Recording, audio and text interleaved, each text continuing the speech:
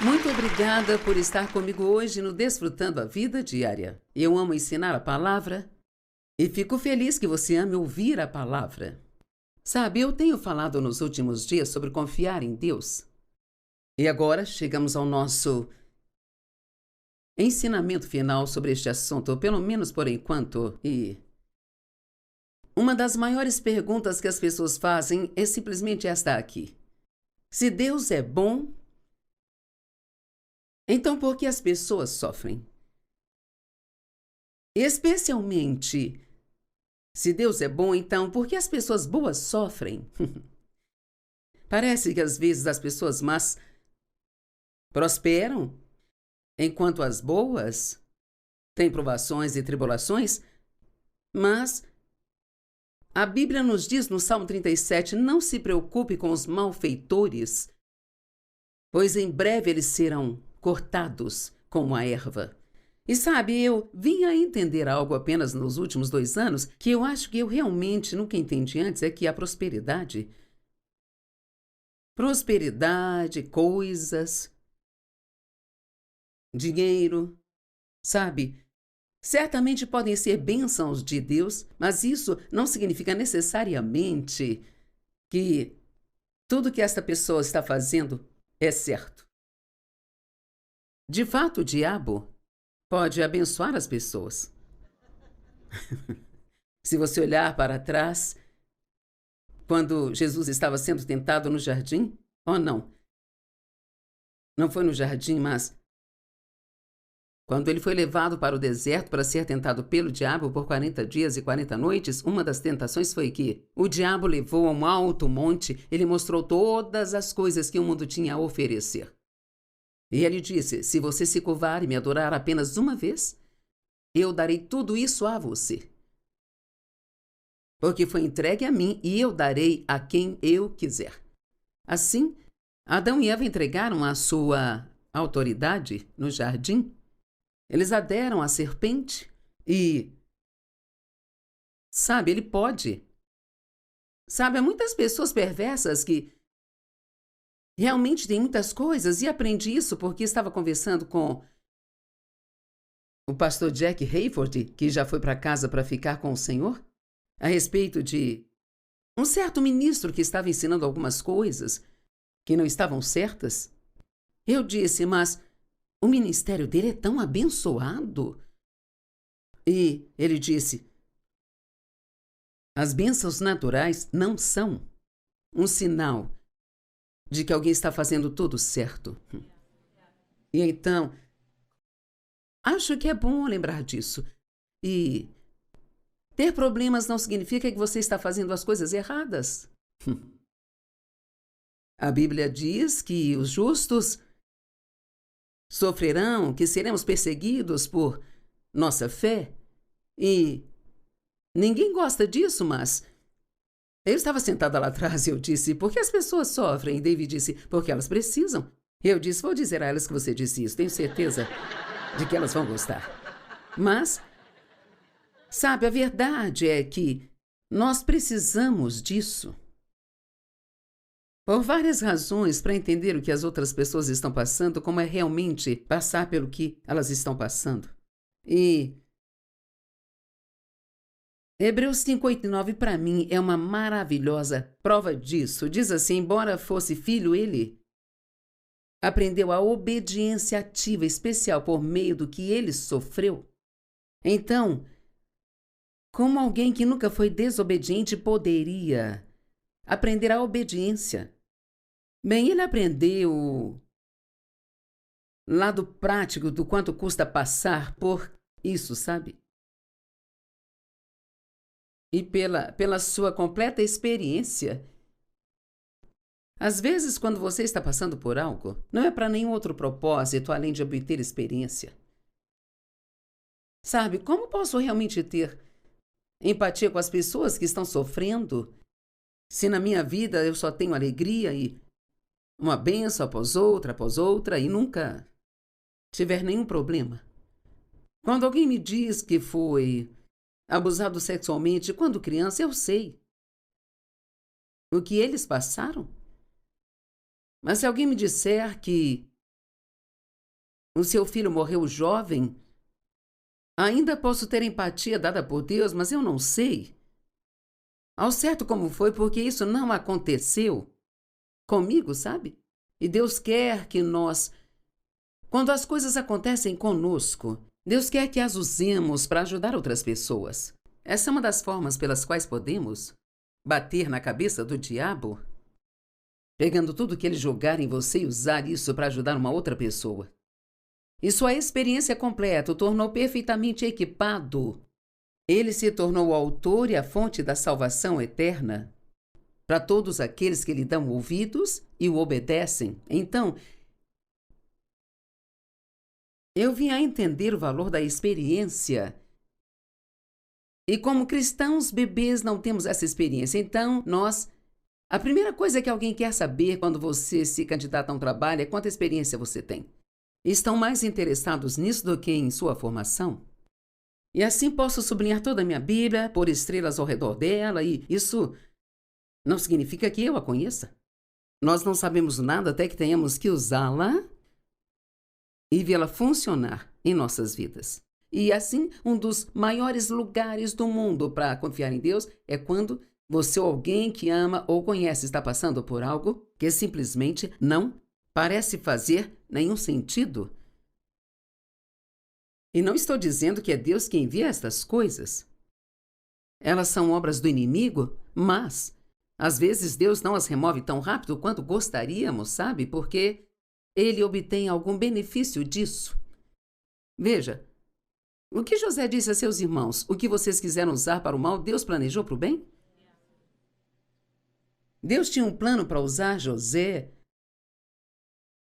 para salvar sua família no tempo da fome?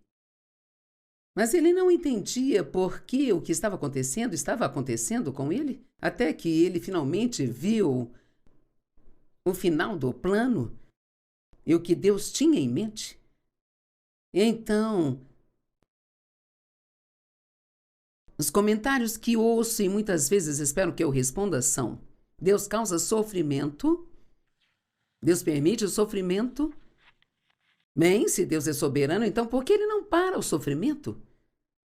Porque Deus permite fome, abuso, doença e milhares de outras condições que causam sofrimento? Por que as crianças pequenas sofrem com câncer? Por que os bons às vezes morrem jovens? Por que perdi meu emprego e toda a minha aposentadoria? Por que o meu filho morreu? O porquê pode levar uma pessoa à insanidade? Eu costumava ser uma grande pessoa dos porquês. Por que Deus? Por quê? Quando Deus? Quando? Paulo disse em 1 Coríntios 2:2: resolvi nada saber entre vocês senão a Cristo e este crucificado. E sabe, Paulo era um homem muito inteligente e tenho certeza de que ele pode ter começado a tentar entender as coisas também. E assim ele fez essa declaração: eu decidi não saber nada além de Cristo e este crucificado. E você não pode ter fé se tiver todas as respostas. Você tem que ter perguntas sem respostas a fim de obter fé e desenvolver essa capacidade de confiar em Deus em meio a situações difíceis. Bem, se eu tentasse responder essas perguntas e outras semelhantes, eu teria que começar com um eu não sei. Mas eu sei que Deus é bom. Então eu escolho me concentrar no que eu sei e não no que eu não sei. Porque para cada coisa ruim que está acontecendo em algum lugar, há milhares de outras coisas boas que estão acontecendo. Mas as pessoas parecem ampliar apenas o mal. E sabe, eu estava pensando, eu achei isso realmente muito interessante. Não tem uma escritura que prometa que nunca teremos dor ou dificuldades. Não encontro uma. Mas tem muitas escrituras nos prometendo redenção e restauração. E é isso que é tão bom. Deus, ele me restaurou de algo que realmente era horrível. E somente Deus pode fazer isso. Ele trabalhou bem com isso. Então, como posso olhar para trás e dizer: bem, eu gostaria que isso não tivesse acontecido, eu teria uma vida boa se não tivesse acontecido? Não, eu tenho uma vida melhor porque isso aconteceu. Mas você tem que ter uma atitude adequada em relação às provações, dificuldades e coisas que você não entende. E se pudermos só tirar da cabeça que temos o direito de entender todas as coisas. Bem, porque Deus, porque bem? Se você se sentir melhor entrando num quarto e gritando por quê, Deus, por quê, batendo em seus travesseiros, faça isso. Mas saiba também que quando você entrar lá, você pode sair sem a resposta. Às vezes podemos pensar que temos a resposta certa, é algo que nos acalma, mas então nós descobrimos que estávamos errados afinal. Passei meus primeiros anos do meu relacionamento com Deus perguntando o porquê, até entender que minhas perguntas estavam afetando negativamente o meu relacionamento com Deus. Se você quer crescer na fé, então em algum lugar ao longo da linha você tem que parar de perguntar porquê e tentar entender tudo. Quantos aqui são pessoas do tipo porquê? Eu amo quando vocês não querem admitir algo. Aposto que se eu dissesse quantos querem uma bênção financeira, vocês levantariam a mão? Sabe, todos os anos em que meu pai estava abusando de mim, eu orei para que Deus me livrasse. E ele não livrou. Eu finalmente obtive alguma resposta, mas ainda há partes que eu simplesmente não entendo. Provavelmente nunca vou entender, sabe? Minha mãe poderia ter ajudado na situação, mas ela era muito covarde para fazer algo a respeito, então. Eu fui para outros parentes, eles não quiseram se envolver, então, sabe? Os seres humanos têm muito poder, porque temos o livre-arbítrio. Podemos contribuir para algumas coisas terríveis por medo e por outras situações. Sabemos que Jesus sofreu. Ele sofreu rejeição, ele sofreu abandono, decepção com as pessoas, injustiça, dor física. Ele sentiu que Deus o havia abandonado. Às vezes pensamos: Deus, para onde você foi?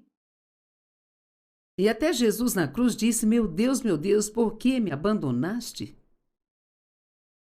Ele sabia em seu espírito que ele não havia sido abandonado, mas, em sua humanidade, ele sentia que havia sido.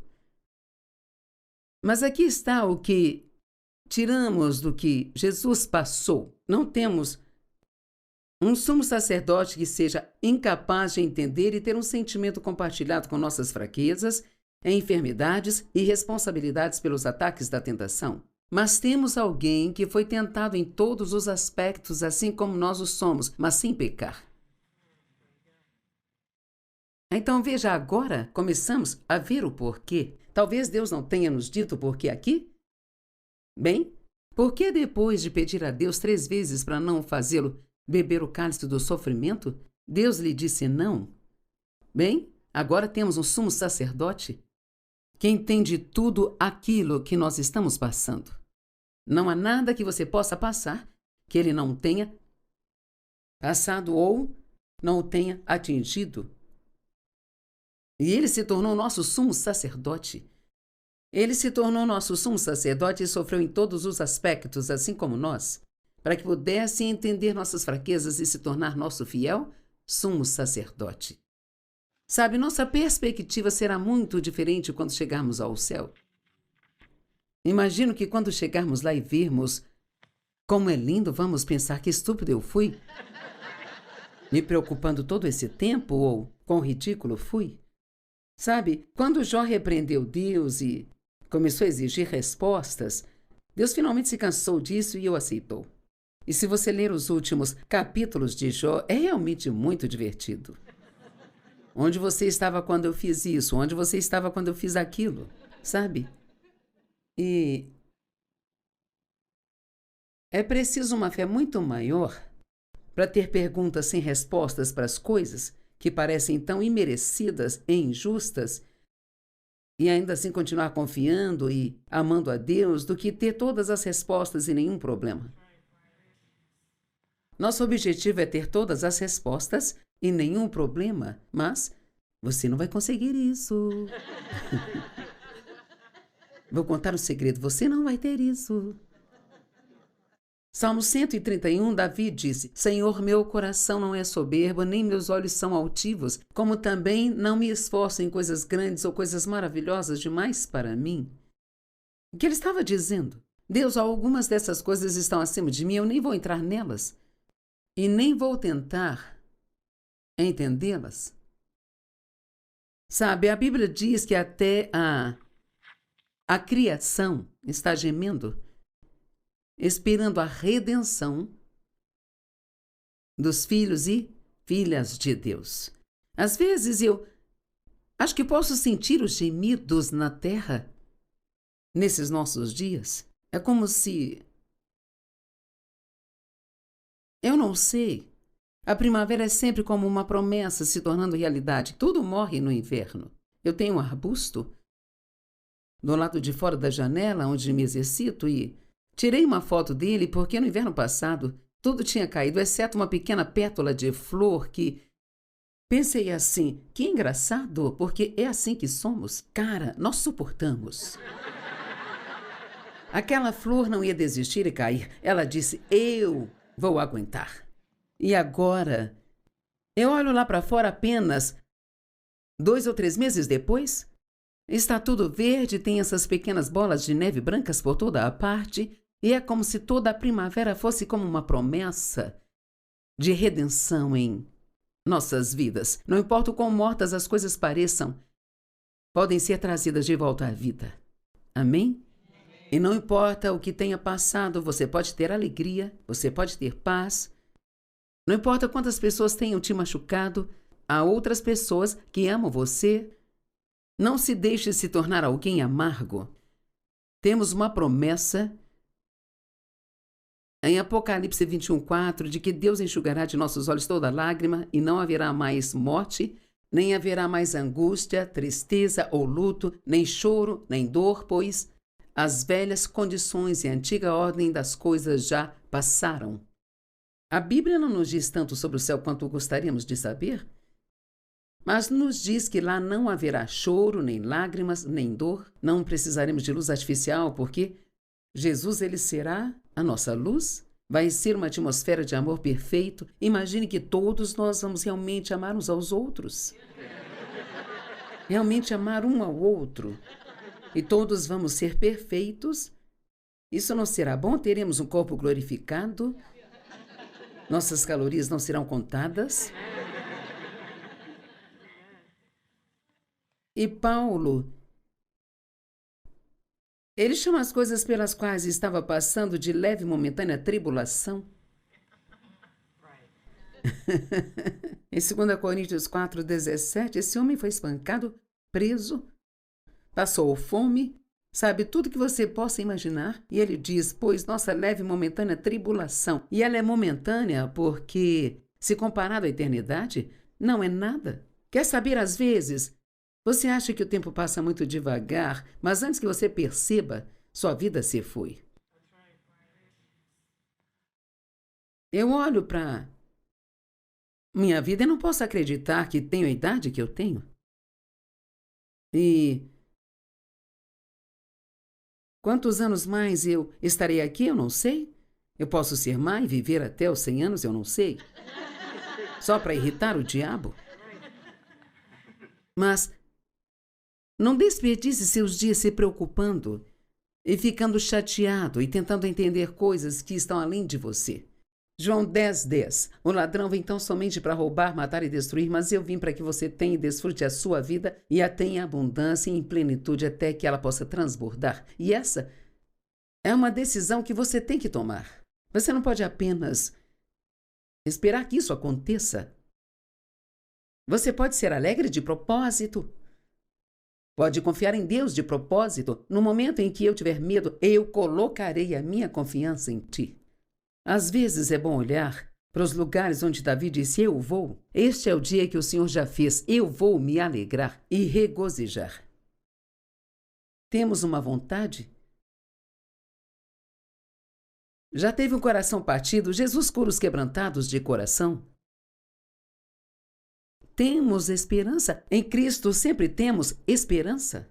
E a esperança é uma expectativa confiante de que algo bom está prestes a acontecer. Eu amo isso. E 1 Pedro 1,3 diz: Louvado seja o Deus e Pai de nosso Senhor Jesus Cristo, o Messias, que pela sua misericórdia ilimitada nascemos de novo para uma esperança sempre viva. Eu amo isso. No Antigo Testamento diz: se você se tornar um prisioneiro da esperança, Deus lhe dará o dobro de tudo aquilo que você perdeu. Como eu disse, não tem escrituras que prometam que nunca teremos dor, mas há uma abundância de escrituras que nos prometem restauração. Deixe-me ler algumas delas para você. Isaías 61:7. Em vez de sua antiga vergonha, você terá uma recompensa dupla. Esta palavra significa prêmio. Em vez da desonra e opróbrio, seu povo se alegrará em sua porção. Portanto, em sua terra eles possuirão o dobro do que perderam, e uma alegria eterna será deles. Todos digam: eu vou receber o dobro pelo meu problema. Joel 2,25. Eu vos restituirei os anos consumidos pelos gafanhotos, o devorador, o destruidor, o cortador, o meu grande exército que enviei contra vós. Jó 42:10. E o Senhor transformou o cativeiro de Jó e restaurou a sua sorte quando orava pelos seus amigos. Além disso, o Senhor deu a Jó o dobro do que ele tinha antes. Concentre-se nas promessas, não em todas as suas perguntas não respondidas. E quanto à esperança de cura, alguém já ficou doente? Eu passei por muitas coisas físicas na minha vida. Estou olhando para várias pessoas aqui que conheço algumas das coisas físicas que vocês passaram e ainda assim estão aqui hoje, tão alegres quanto podem ser. E eu tive muitas curas na minha vida. Eu passei por muitas coisas, mas Deus sempre veio ao meu encontro. E pode haver algo mais chegando, mas você ganha experiência com Deus e chega ao ponto em que não tem medo dessas coisas, porque você sabe que Deus acabará por resolver isso para o bem. Jeremias 30:17 diz: eu te restaurarei a saúde. E sabe, se você está assistindo hoje e está doente, tome isso como uma promessa de Deus para você. Eu restaurarei a tua saúde e curarei as tuas feridas, diz o Senhor. Porque te chamaram de a rejeitada, dizendo: esta é Sião, a quem ninguém procura e com quem ninguém se importa. Bem, Deus se importa. Ele quer você e Ele diz: eu vou restaurar a sua saúde. Jeremias 32:27. Eis que eu sou o Senhor, o Deus de toda a carne. Existe algo difícil para mim? Não há nada que você esteja passando que seja muito difícil para Deus. Todas as coisas são possíveis para Deus. E Ele é fiel e você pode confiar nele. Pode demorar mais do que você acha que deveria. Geralmente Ele não chega cedo, mas nunca se atrasa. Pode parecer que Ele está atrasado ou como se estivesse dormindo no fundo do barco durante a tempestade, como com os discípulos, mas Ele sempre sabe exatamente o que está acontecendo. Ele sempre tem você na mente, Ele tem um plano para você, e se você ficar com Deus, o diabo não poderá te vencer. Amém? Obrigada por nos assistir hoje. Espero que sua confiança esteja crescendo em Deus e que, da próxima vez que acontecer algo que você não entenda, você não perca seu tempo tentando entender, mas que em vez de dizer por que Deus, por quê, diga: Deus, eu confio em ti. Eu sei que você me ama e eu confio em ti. Obrigada por estar conosco. A gente se vê amanhã.